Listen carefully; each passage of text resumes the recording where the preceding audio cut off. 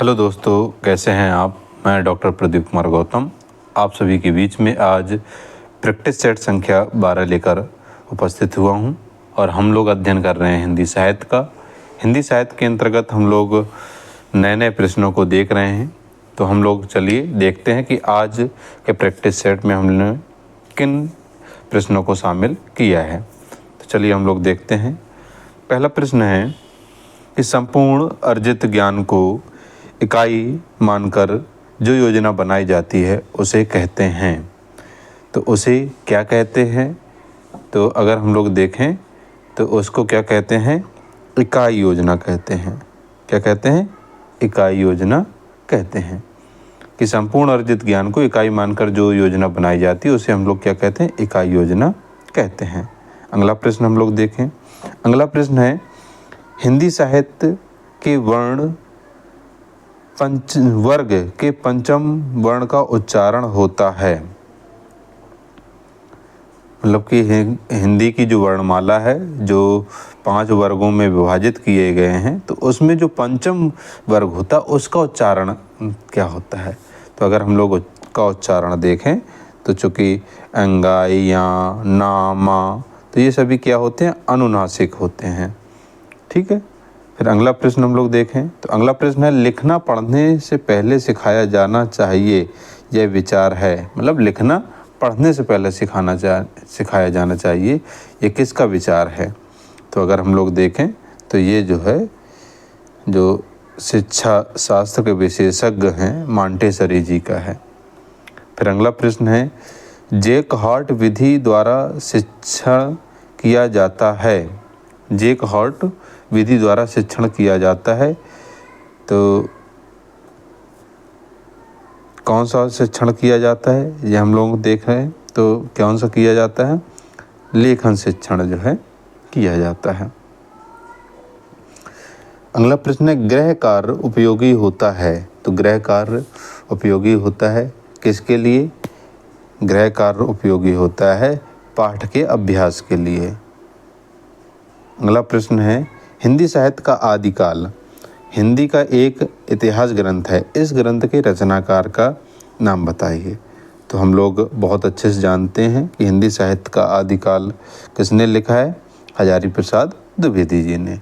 अगर हम लोग देखें कि हिंदी साहित्य का जो आदिकाल है वो कब लिखा गया, तो वह लिखा गया था 1952 में। इन्होंने हिंदी साहित्य की भूमिका नामक ग्रंथ लिखा है। कौन सा लिखा है? हिंदी साहित्य की भूमिका तो अगर हम लोग देखें हिंदी साहित्य की भूमिका उन्होंने कब लिखी है, तो हिंदी साहित्य की भूमिका इन्होंने लिखी है 1940 में। ठीक है।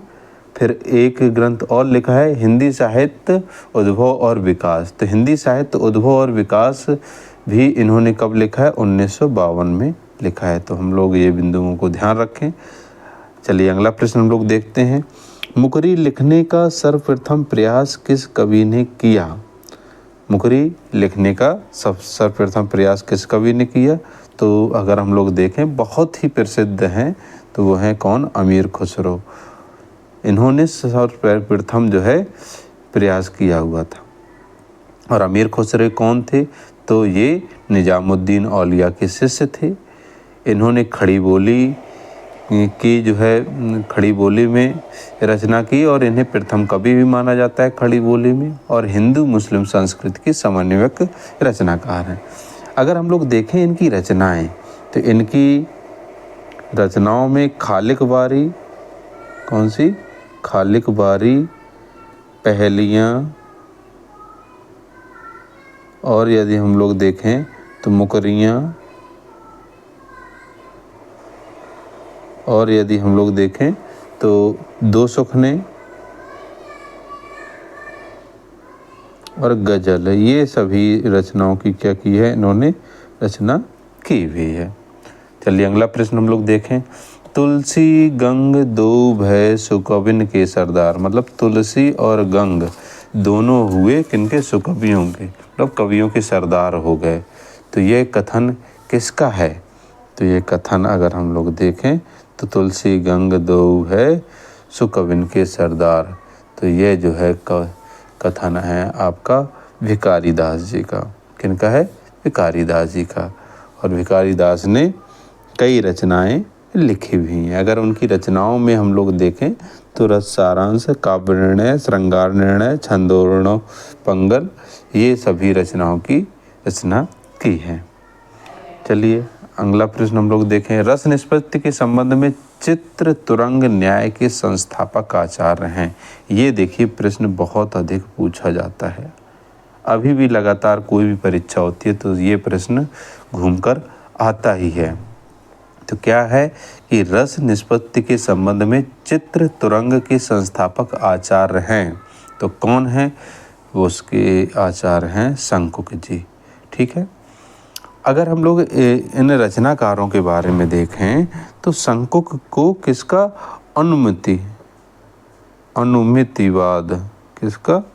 अनुमितिवाद का संस्थापक माना जाता है। अगर इसी में हम देखें जो लोल्लट हैं तो लोल्लट को भट्ट लोल्लट पूरा कहते हैं। तो ये उत्पत्तिवाद के हैं। किसके हैं? उत्पत्तिवाद के। ठीक है, सॉरी यहाँ उत्पत्तिवाद। अगर हम लोग देखें अभिनव गुप्त हैं तो अभिव्यक्तिवाद हैं। अभिनव गुप्त जी का तो केवल ये ध्यान रख लो कि अभी आएगा। तो इस तरीके से जो है इन्होंने कई अलग अलग दिए हैं। अगर अगला प्रश्न हम लोग देखें तो अगला प्रश्न है हीनयान और महायान शाखा किस धर्म से संबंधित रहे हैं। तो बहुत स्पष्ट है, हीनयान महायान किससे संबंधित है? बौद्ध धर्म से संबंधित है। अगला प्रश्न हम लोग देखते हैं। तो अगला प्रश्न है हिंदी व्याकरण ग्रंथ शब्दानुशासन। कौन सा? हिंदी व्याकरण ग्रंथ शब्दानुशासन के रचनाकार हैं। तो हिंदी व्याकरण जो है शब्दानुशासन के रचनाकार कौन है? तो वो है किशोरीदास वाजपेयी जी। अगर हम लोग देखें हेमचंद्र हैं तो हेमचंद्र ने छंदानुशासन लिखा है। कौन सा? छंदानुशासन। ठीक है। और अगर हम लोग देखें तो पाणिनि जो है बहुत प्रसिद्ध हैं। इन्होंने अष्टाध्यायी की रचना की है। किसकी? अष्टाध्यायी। और पतंजलि जी का देखें तो इन्होंने महाभाष्य की रचना की है। तो हम लोगों को ये ध्यान रखते हुए आगे चलना है। तो ये शब्दानुशासन किनका है? किशोरीदास वाजपेयी जी का है। अगला प्रश्न हम लोग देखें कबीर वाणी के डिक्टेटर थे, कथन के लेखक हैं। तो कबीर वाणी के डिक्टेटर थे, ये कथन किसका है? हजारी प्रसाद द्विवेदी जी का है। तो हम लोगों को ये ध्यान रखना है। हाँ, अगर वाणी के संबंध में अगर हम देखें तो रामचंद्र शुक्ल ने इनको जो है क्या कहा है? इनको सधुक्कड़ी भाषा। क्या कहा है? इनकी भाषा को सधुक्कड़ी कहा है। सधुक्कड़ी। ठीक है। अगर हम लोग देखें तो जो श्याम सुंदर दास जी हैं, कौन? श्याम सुंदर दास जी। तो श्याम सुंदर दास जी ने इनकी भाषा को क्या कहा है? पंचमेल खिचड़ी। तो हम लोगों को ये ध्यान रखना है क्योंकि ये प्रश्न अधिकतर पूछे जाते हैं। अगला प्रश्न है वीरता जब भागती है तो अपने पीछे राजनीति के छल छिद्र की धूल उड़ाती है। उपर्युक्त कथन प्रसाद के किस नाटक का है? तो किस नाटक का है ये? तो ये जो है नाटक है कौन सा? ध्रुव स्वामिनी। अगर हम लोग देखें ध्रुव स्वामिनी की बात करेंगे तो ध्रुव स्वामिनी की जो रचना है इन्होंने 1933 के आसपास की है। कब? 1933 के आसपास की है। अगर हम लोग अजातशत्रु की बात करें तो ये 1922 में इन्होंने लिखा। स्कंदगुप्त की बात करें तो इन्होंने 1928 में लिखा। और चंद्रगुप्त की बात करें तो 1931 में लिखा। ठीक है। तो ये हम लोगों को ध्यान रखना है। अगला प्रश्न हम लोग देखें मुंशी धनपत राय को प्रेमचंद नाम से सुशोभित करने वाले व्यक्ति का नाम है। मतलब मुंशी धनपत राय को प्रेमचंद नाम से सुशोभित करने वाले व्यक्ति का नाम है, मतलब क्या नाम था? तो अगर हम लोग देखें तो कौन था? ये जो है महत्वपूर्ण व्यक्ति थे दया नारायण जी। कौन थे? मुंशी दया नारायण जी। तो पहला ऑप्शन सही हो जाएगा। ठीक है। फिर अगला प्रश्न हम लोग देखें, धर्म की रसात्मक अनुभूति का नाम भक्ति है। उपरोक्त कथन आचार्य रामचंद्र शुक्ल के किस निबंध का अंश है? मतलब किस निबंध से ये लिया गया है? धर्म को रसात्मक अनुभूति का नाम भक्ति, मतलब धर्म की रसात्मक अनुभूति का नाम भक्ति है। तो ये किससे लिया है इन्होंने? तो अगर हम लोग देखें तो ये लिया है इन्होंने मानस की धर्मभूमि से। किससे लिया है? मानस की धर्मभूमि से। और ये जो निबंध हैं, तो अगर हम लोग देखें तो इनका चिंतामणि जो भाग 1 है, जो 1939 में जो है क्या हुआ था, प्रकाशित हुआ था, उससे जो है लिया गया है। अगला प्रश्न है, आधुनिक भारतीय आर्य भाषाओं के उदय के पूर्व आर्य भाषा का कौन सा रूप विद्यमान था? मतलब कि भारतीय आर्य भाषाओं के उदय के पूर्व आर्य भाषा का कौन सा रूप विद्यमान था? तो कौन सा था? संस्कृत, पाली, प्राकृत, अपभ्रंश। तो इसमें कौन सा ऑप्शन सही हो जाएगा? हो जाएगा डी। कौन सा रूप उपलब्ध मौजूद था? अपभ्रंश था।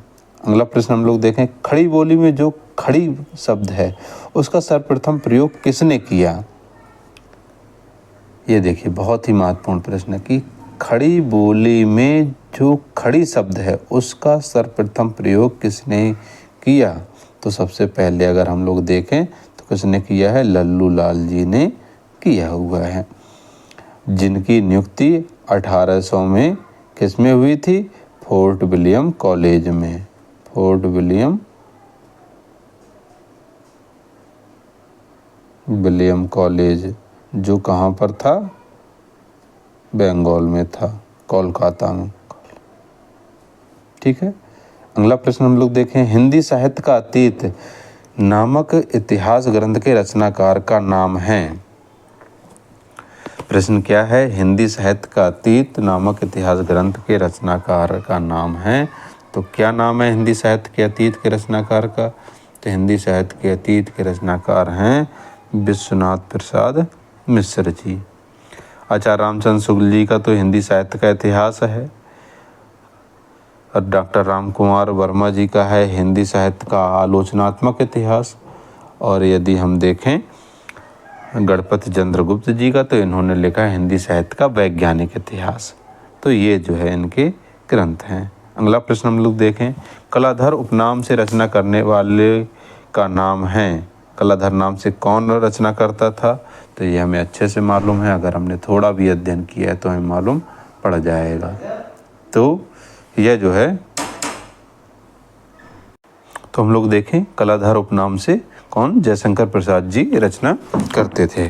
चलिए हम लोग अगला प्रश्न देखें। तो अगला प्रश्न है, मेरे राम का मुकुट भीग रहा है निबंध अपने समय में बड़ा चर्चित रहा है। इस निबंध के लेखक हैं, मतलब मेरे राम का मुकुट भीग रहा है, इस निबंध के रचनाकार कौन हैं? तो अगर हम लोग देखें तो इसके रचनाकार हैं विद्यानिवास मिश्र जी। ठीक है।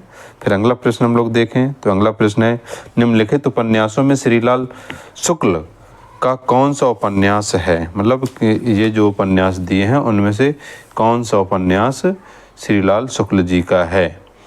तो श्रीलाल शुक्ल जी का जो उपन्यास है वो है सीमाएं टूटती हैं। अगर हम लोग देखें एक चिथड़ा सुख जो है वो है निर्मल वर्मा जी का। किसका है? निर्मल वर्मा जी का है। और आपका तीसरा आदमी है कमलेश्वर जी का। किसका है? कमलेश्वर का। और उखड़े हुए लोग हैं राजेंद्र यादव जी का। किसका? राजेंद्र यादव जी का। तो ये हम लोगों को ध्यान रखना है। अगला प्रश्न हम लोग देखें तो गजानन माधव मुक्तिबोध की रचना चांद का मुंह टेढ़ा है में कौन सी कविता संकलित नहीं है? मतलब चांद के मुंह टेढ़ा में इनकी कौन सी रचना जो है शामिल नहीं की गई है? कौन सी रचना सम्मिलित नहीं है? तो हम लोग देखें इसमें है जन्मदिन की धूप में, इसमें ये जो है नहीं है। ठीक है। अगर हम लोग देखें तो चांद का मुंह टेढ़ा के लिए इन्हें जब कब 1964 में जो है ज्ञानपीठ मिला था। क्या? ज्ञानपीठ, जो हिंदी साहित्य का सर्वश्रेष्ठ जो है पुरस्कार है। अगर हम लोग देखें अगला प्रश्न है, मिलजुल मन उपन्यास की लेखिका हैं। तो मिलजुल मन उपन्यास की लेखिका कौन है? तो वो हैं आपकी मृदुला गर्ग जी। कौन है? मृदुला गर्ग जी। अगला प्रश्न हम लोग देखें तो अगला प्रश्न है, हिंदी नवरत्न एक आलोचनात्मक कृति है जिसके आलोचक रचनाकार हैं। तो किसने लिखी है हिंदी नवरत्न? तो यह जो है आपकी किसकी कृति है? मिश्र बंधुओं की है। ठीक है। अगला प्रश्न हम लोग देखें तो अगला प्रश्न है, आचार्य वामन ने काव्य हेतु के स्थान पर किस शब्द का व्यवहार किया? तो किस शब्द का व्यवहार किया है हम लोग देखें तो इन्होंने काव्य हेतु की जगह पर किसका किया है? काव्यांग का किया हुआ है। अगला प्रश्न हम लोग देखें, भारतीय रस सिद्धांत में साधारणीकरण का प्रयोग सर्वप्रथम किसने किया? यहाँ से सिद्धवान हो गया तो सिद्धांत है, ये किसने किया था? तो किसने किया था? तो ये जो है आपके किया था साधारणीकरण का जो प्रयोग वह किया था भट्ट नायक जी ने। किसने किया था? भट्ट नायक जी ने। अगला प्रश्न हम लोग देखें, निम्नलिखित में से कौन सा कथन स्वच्छंदतावाद की विशेषता नहीं है? तो कौन सा कथन स्वच्छंदतावाद की विशेषता नहीं है? तो इसमें अगर हम लोग देखें तो हो जाएगा बाह्य भाववेग का पर बल, ये जो है नहीं है। अगला प्रश्न है, रघुवर जस तस जस प्रताप के आगे चंद मंद रविता ताप ही त्यागे। उपर्युक्त पंक्ति में कौन सा अलंकार है?